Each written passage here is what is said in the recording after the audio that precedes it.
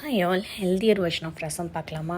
நான் ரசம் சும்மா அப்படி வைக்க மாட்டேங்க. ஏதாவது பருப்பு தண்ணியோ இல்லை நம்ம கொண்டக்கடலை வேக வச்ச தண்ணியோ அந்த மாதிரி தண்ணியில் தான் ரசம் வைப்பேன். ஸோ இன்றைக்கி நான் வந்து துவரம் பருப்பையும் ஒரு தக்காளியையும் வேக வச்சுருக்கேன். துவரம் பருப்பை நீங்கள் வைக்கும்போது இந்த மேலே இந்த மாதிரி நுரையாக வரும். அது வந்து நல்லதுக்கு இல்லைன்னு சொல்கிறாங்க. ஸோ அதை எடுத்துருங்க. நானும் அதை அப்படி ரிமூவ் பண்ணி எடுத்துருவேன். ஸோ இது நல்லா கொதிச்சிட்ருக்கும். தக்காளி ஆப்ஷனல் தான், நீங்கள் அதில் வேக வைக்கணுன்றது இல்லைன்னா வேண்டாம். அப்புறம் இந்த சைடில் நான் வந்து புளியை ஊற வச்சுருவேன். அதை நல்லா மசிச்சுட்டு அப்புறம் ஒரு மிக்சியில் சோம்பு, சீரகம், பூண்டு, கருவேப்பிலை, அப்புறம் கொத்தமல்லி இதெல்லாம் போட்டு நல்லா தண்ணியே ஊற்றாமல் அடைச்சிக்கோங்க. And simple.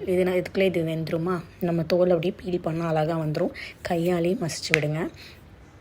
அண்ட் ஒரு எண்ணெய் சட்டியில் எண்ணெய் ஊற்றிட்டு கடுகு, கருவேப்பிலை, காஞ்ச மிளகாய் போட்டு வறுத்துட்டு அதுக்கப்புறம் இப்போ நம்ம அரைச்சி வச்சோம்ல அதை பேஸ்ட்டை போட்டு ஒரு தடவை வறுத்துருங்க. வறுத்ததுக்கப்புறம் புளி தண்ணியை ஊற்றிட்டு இதுக்கு நடுவில் நல்லா மசித்த தக்காளியையும் பருப்பையும் அதில் கலந்துக்காங்க. நல்லா கலந்துருங்க. ரசத்தை எப்பொழுதுமே கொதிக்க விடக்கூடாதுன்னு சொல்லுவாங்க. நடுவில் ஓரம்லாம் கொதித்து நடுவில் ஒரு 1-2 பபுள் இப்படி வரும்போது மூடி போட்டு மேலே கொரியாண்டர் லீவ்ஸ் தூவி மூடிடுங்க. அல்டிமேட்டாக இருக்கும். சாப்பிட்டு எப்படி இருக்குன்னு சொல்லுங்கள். பை.